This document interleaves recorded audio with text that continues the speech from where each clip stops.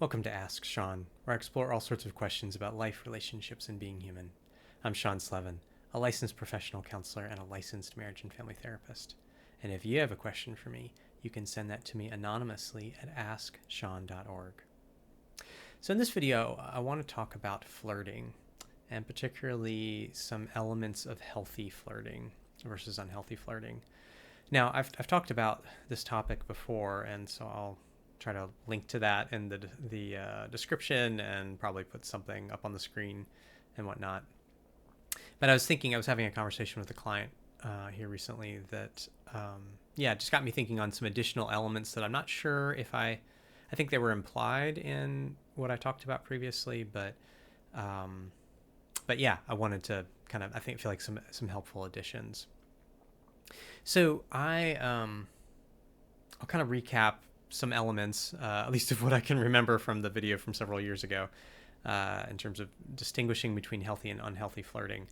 Flirting is a really difficult, it's a difficult skill. It's a difficult art. It's also difficult to have a category for what is actually healthy in it. Like I when I did my last video, I think I remember somebody had kind of a reaction, a bit of a negative reaction to some parts because their only category for flirting is kind of the negative kind, or a kind that is that quickly becomes inappropriate in certain settings.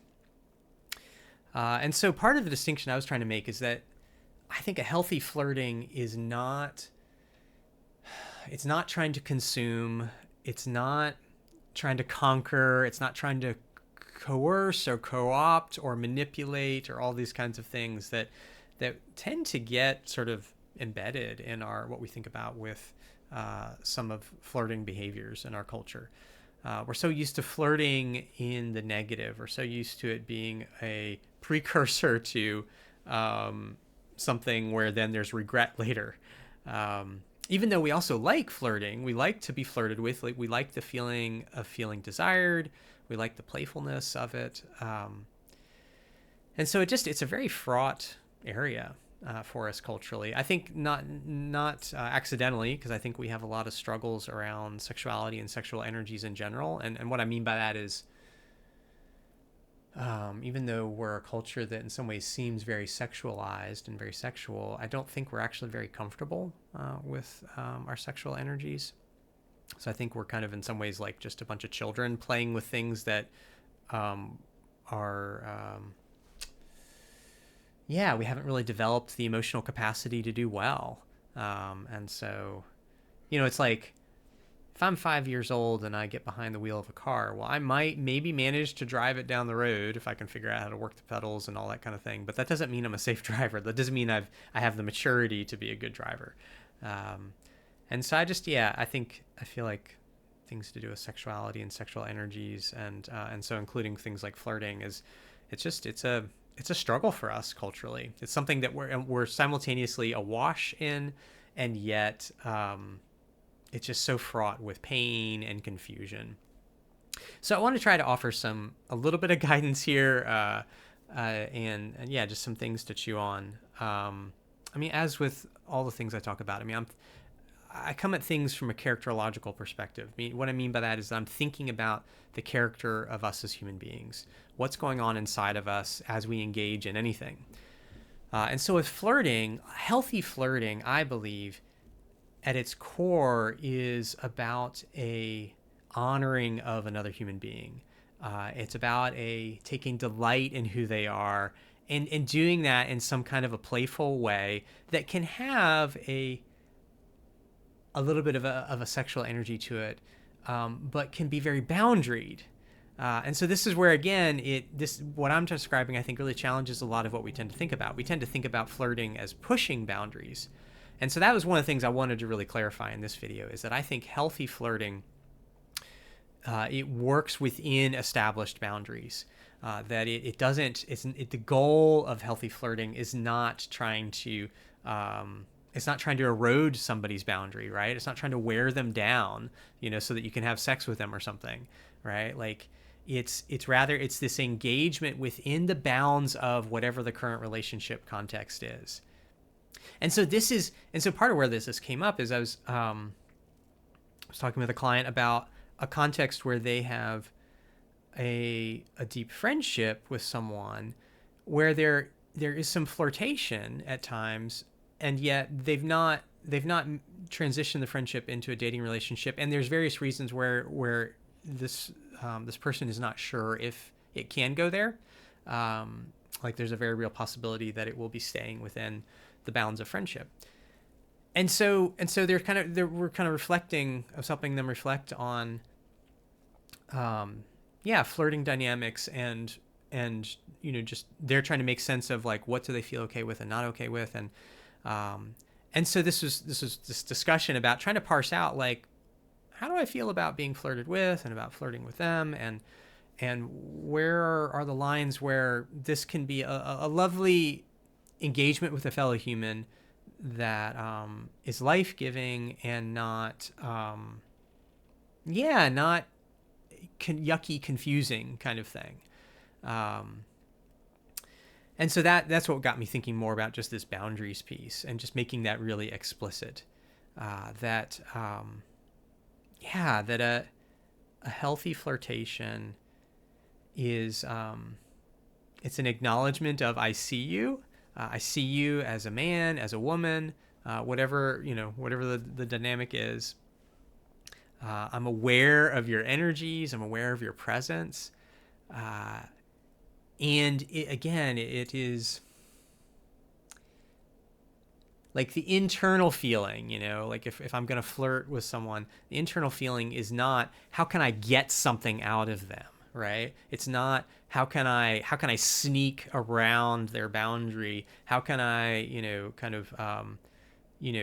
pretend to be operating within the bounds, but secretly trying to like steal something, right? Like the energy needs to be very rooted, very clear of like, no, the current bounds of a relationship are XYZ, and I am staying within that. And by staying within that and I'm not trying to raise any question about that. That's what makes it safe to play a little bit, because whatever the current bounds are, we know we both have a sense of what they are, and so I'm not trying to introduce ambiguity into that, right? Like, which is what starts to make it unsafe, like, and this is where, in the previous video, I talked about something that I'm indebted to Alain de Botton for kind of introducing into my thinking, is that in a healthy flirtation, there can be a space for a healthy play, kind of light bit of flirtation and play, even with somebody that we're not in relationship with and that we won't ever be in relationship with.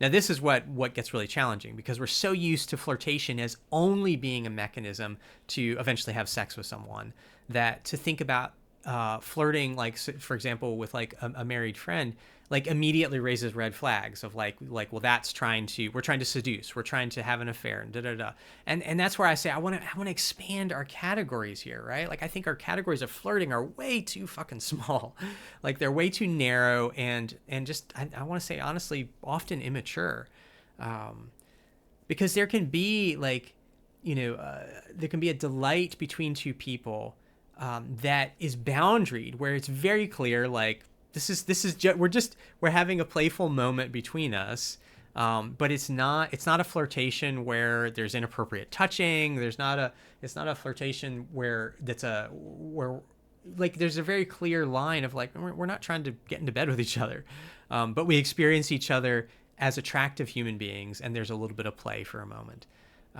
And again, this is a very light touch, and so this is like, there's all sorts of different levels and intensities of flirting, and there would be degrees of flirting that would be fine and appropriate and healthy in the context of where it's like, oh, maybe I'm potentially going to date somebody or exploring dating someone, versus they would not be appropriate with someone with whom it's very clear, like, there can never be something here, because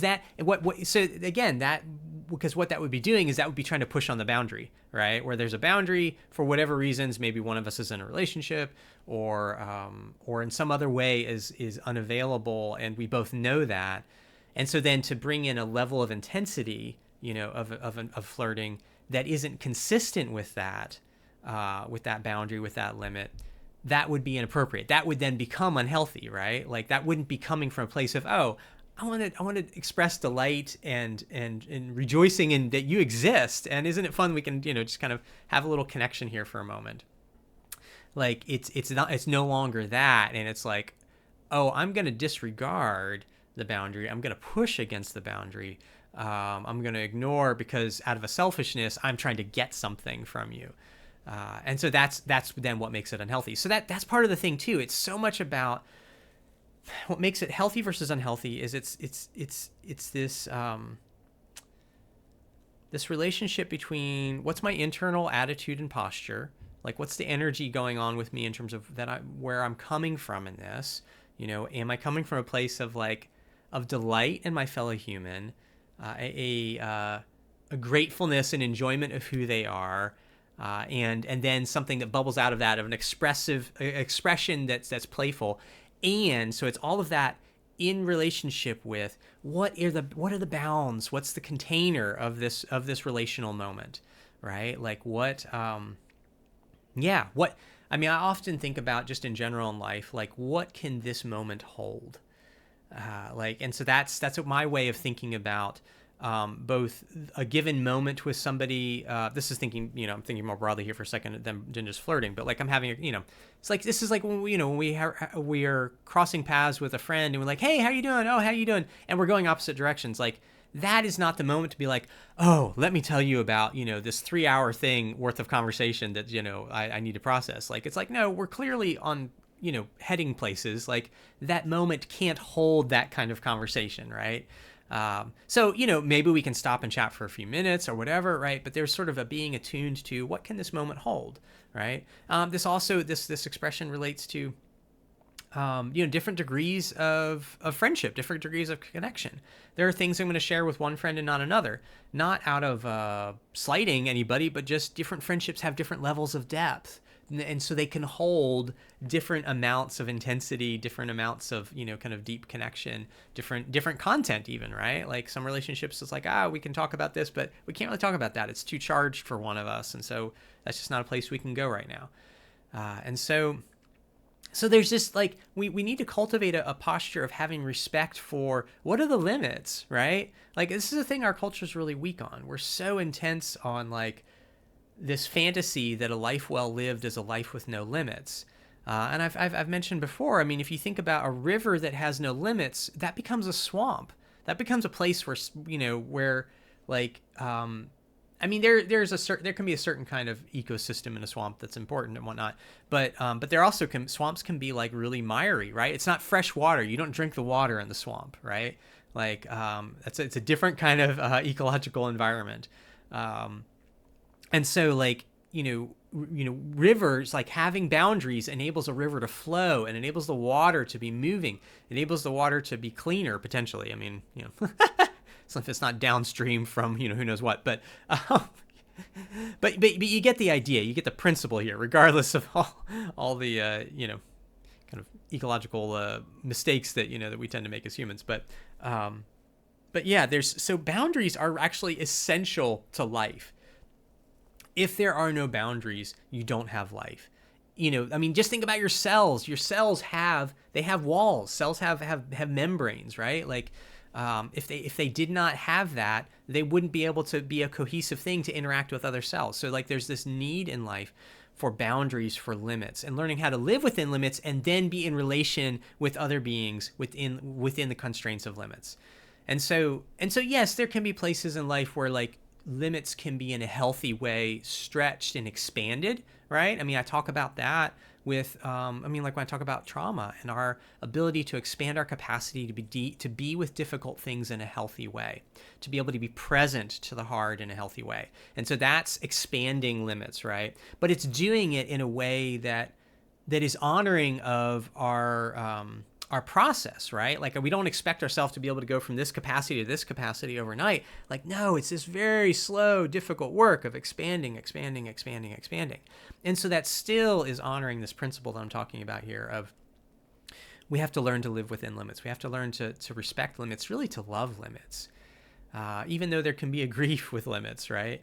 I mean, just even the limitations of, we get fatigued, we have aches and pains, we eventually die, right? So it's like, I'm not saying there isn't hard about all of this, because there is, but if we can learn to respect limits, and so coming back to thinking about relationships, if we can learn to respect limits in relationships, that is where we actually that's the beginnings of being able to love one another as friends, or in a partner relationship as lovers. So coming back to thinking about flirting, right? Like it, and I can't even remember exactly where my original segue into this huge rabbit trail was, but I know I know that the core thing was just reflecting on just that, yeah, we really like this internal posture of, I want to live respecting the limits of the current moment. So whatever my relationship is with somebody, so whether it's like, oh, this is, we're both available, so potentially, we're feeling out like, oh, we might want to, go on a date at some point, or maybe we've gone on a date or two and we're kind of exploring, do we want to continue? So whether it's that, right, or whether it's like it's a situation where, one of us or both of us are unavailable, and so in both situations, I want to be in tune with what is this moment, right? Like, what is the container of this moment, the limits of this moment? So if it's a dynamic where like one or both of us is not available, then it's like, well, I'm not trying to break that boundary. Like, it's like, yeah, we're not available. I'm not even thinking about like trying to like, trying to get with this person or whatever, but I'm aware of them as a human being. And so there can be moments of a little playfulness, right? That acknowledges that delights in that. It's offering this little gift of like, I see you, I mean, it's kind of like, it can literally be a wink, right? Like, at a certain point in a conversation or something, but it has that kind of, that gentle, playful connection. And yet it's not this, like, I'm trying to get something from you. I'm trying to trick you into, eroding your boundary or something, right? Like, I'm not chasing after you. I'm not trying to consume you. All these kinds of yucky internal things that can be going on that is so often portrayed in an unhealthy flirting. That's really where it's this kind of this yucky seduction, this yucky kind of pursuit of the other that isn't really about a delighting in the other. It's about like, I want to just possess them and use them. And this goes both ways. Like, men and women both are taught to do this, sadly, in our culture. So, but this also applies, like, if this is situation where it's like, oh, we're both available. Maybe we're just meeting. Maybe we've been dating a bit. Maybe we're in a committed relationship. Like, those are all different degrees, right, of relationship. And so with each of those, like, the same question is still there of like, okay, what is this moment with this person? What is this level of relationship that we have, that we've established? What are the limits of that?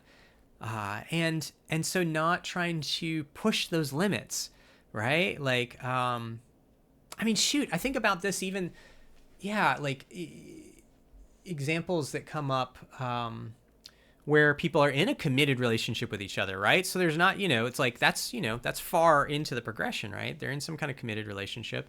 And let's say they're sexually active with each other. And one of them is wanting to engage in something sexually that the other has said, yeah, I'm not comfortable with that. And so like an unhealthy flirtation would be like sort of hinting at, like bringing it up, seemingly playfully, again and again, but where the goal is you're trying to wear the person down, and that's not healthy flirtation.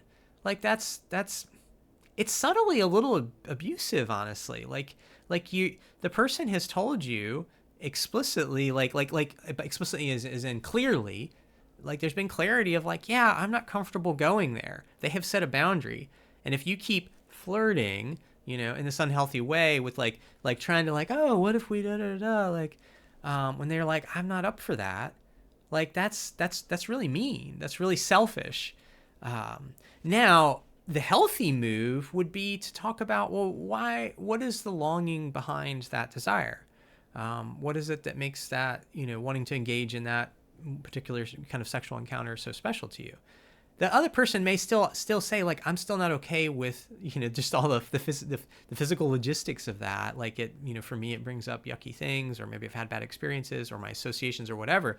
Or physiologically, I just don't think that's going to be a good experience for me. But you could potentially have a meaningful, real encounter around a longing, even though the longing may not be fulfilled, which, as I've said in other videos, like, none of our longings are totally fulfilled in this life. So, but that would be the healthier move, right? To like actually like get vulnerable, right? Like, don't keep pushing at the boundary. Like, that's not respectful. That's to really to either of you. And so I hope you're getting a little bit of a feel for this. Like, it, I realize I'm kind of repeating myself over and over, because it's like, it's so hard to like articulate, because it's such an intuitive felt thing, right? Like, but this is where I want to get you thinking about the characterological, like, what's going on in your heart? Like, what's going on with your motives? When you, whatever, made that little flirtatious, joke or wink or touch or something, like, is that, where is that coming from? Is that coming from a place of like, I just think they are amazing. I'm so glad to know them. And is it respecting the boundaries of whatever the current level of relationship is with that person and whatever is currently possible, right? Like, and so if there's any kind of element where you're pushing against the boundaries of what currently is, whether that's, pushing against boundaries where it's like one of you is not available, and so it's not appropriate to be trying to expand the boundaries of that. It's like, no, one of us isn't available. Like, this we can there can be a little playfulness here, but like, that, what makes that safe is the agreement. We're just having a little playfulness, appreciating each other as human beings, in our respective bodies and whatnot. But like, it's not okay when it's like, if one or both parties are like, oh, let's just erode the boundaries. I mean, that's how affairs happen, right? Like, which of course is, all kinds of problematic and disrespectful. And so whether, it's that kind of scenario, or where, there's the potential you're both available. And so it's, there's a flirtation in the possibility that, yeah, could lead to further progression of relationship. The flirtation still needs to, I would argue, be within the boundaries of the present moment. Like, don't, what do I want to say? Like, I'm thinking here on the spot, because it's like, yes, I mean, in that kind of context, a relationship can evolve and it can develop, but I still, I don't know. Part of me wants to say that I don't know that flirtation is the way to try to like move the ball forward or whatever, right? Like, it's, I don't know. I'll have to continue to ponder that. I think the core principle of, we don't use this to erode boundaries. We don't use this, definitely do not use it to manipulate or to take. Like, it's meant to bless. It's meant to be a gift to our fellow humans. And so even in the context of potentially dating or dating someone, like, is what's going on in your heart, like, are you trying to offer something good to them, or are you trying to take something secretly? Is what you're doing, is it coming from a place of like accepting the boundaries of the current moment, or are you constantly trying to like, but I want to get to this place, and I want to get to that place, I want to get to that place? I think what gets problematic there is like, well, are you being present now, right? Like if your flirtation is only about getting to someplace else, then I don't think that's healthy. Like, you're not just enjoying the person and the connection between the two of you in the here and now. If you're fixated on, I got to get to there and to there and to there, that's consuming. That's a consuming dynamic. It's ultimately selfish. I'm not saying that you're a bad person for having hunger, right? We all have hungers, but you need to learn to be in relationship with that hunger in a different way, like, so that you don't get cannibalistic. Basically, you're not devouring people around you, right? Because it'll never be enough. Like, that's not how that hunger gets resolved. It doesn't get resolved by consuming your fellow human. It gets resolved by facing it and working with it in other ways, which are difficult, but are ultimately way more satisfying, and way more healing. So yeah, so I think, I don't know, I guess I want to say like a healthy flirtation, even in the context of like a dating relationship or potential dating relationship, it's an expression of delight and honoring the other person, like that is within the bounds of, and it's congruent with, and celebrating even this present moment. And so it's not concerned with trying to get to the next moment. It doesn't, that's irrelevant to it. It's not thinking about that. It's just like, this present moment is so wonderful in and of itself. Like, aren't you lovely? Aren't I lovely? Isn't this a lovely moment? Like, it's that kind of feeling, right? Like, I'm not saying you're saying those words, right? Like, this is where it's tricky to give exact examples, because it's like, there's a million ways to engage in a healthy flirtation in terms of the words, the feeling, the glance. So much of it is like inarticulatable, right? Like, so much of it's just felt. But if we are coming to know ourselves, we can start to tell the difference, both whether it's within ourselves in terms of if we're the one kind of sort of offering a little bit of a flirtation, or if we're on the receiving end of a flirtation. We can start to tell the difference between a flirtation that has a quality of like, that was such a lovely little moment, versus like, that something feels icky, something feels off, like something, you can feel my body's like, I don't like it doesn't feel right.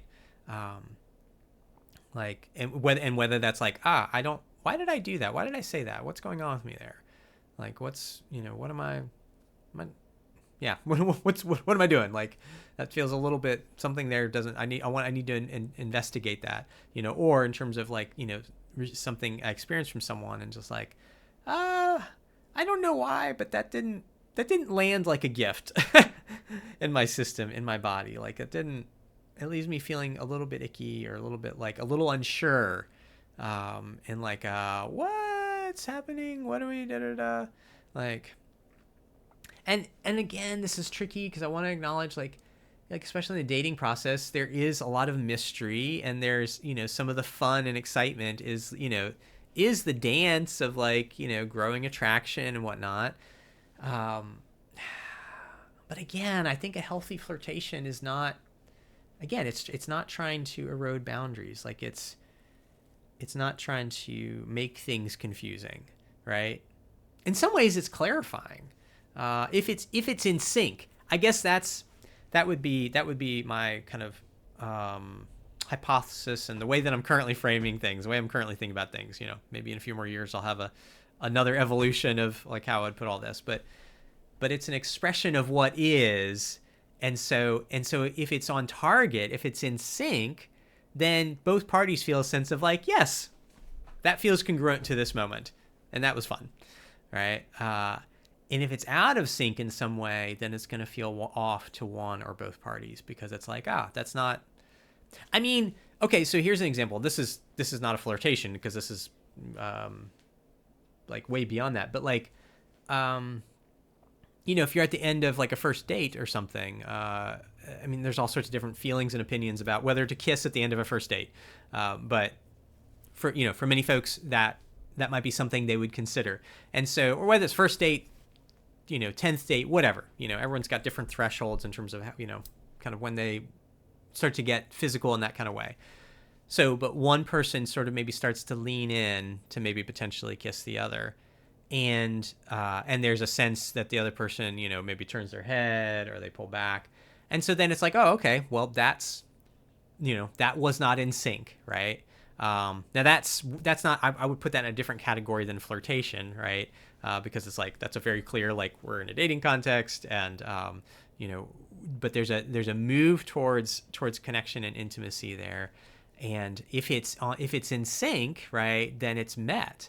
And if it's not in sync with that moment, then it's not. And that, there's, again, those are tricky things, right? So there can be healthy, good intentions in that kind of scenario, where the person's they're not trying to take anything. They're not, being pushy, but they're extending the invitation to like, oh, would you like to connect in this way?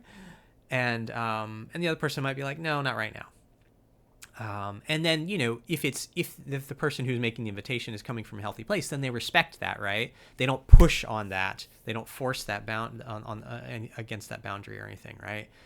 So it's like, yeah. So I guess it's another way of illustrating the principle of, like, we're trying to be in sync with what is, right? And so we're not trying to undermine what is. So yeah. As I'm saying all this, I'm aware of it is such a tricky, confusing category. I think healthy flirtation, is a wonderful gift that we have. It's a wonderful like way with varying degrees, right, of intensity and content and whatnot, of being able to be playful with our fellow humans, and what in lots of different contexts. But what makes it safe and life-giving is really respecting the boundaries of the moment, the boundaries of the other person, our own boundaries, the boundaries of the relational context, and what is appropriate to that and to that moment of the relationship, and really being mindful of where is this coming from? Is this coming from a place of just like a welling up of delight in the other human, or is it coming from an insatiable hunger that's trying to devour them in some kind of way, secretly or overtly or whatever, and trying to push on boundaries, trying to coerce something, trying to take something, trying to, engage in a yucky seduction, a yucky wearing of them down. So, yeah, I would be very curious as to hear what folks do with all this. Because again, it's tricky territory, but my desire is that we would be able to have a healthy delight in one another, that is appropriate, that is boundaried, that respects the present moment, that is with the present moment, a reflection of the present moment, and that is a blessing to each other, that is life-giving to each other, and that is just all of those good, wonderful things. So, well, until next time, peace be with you.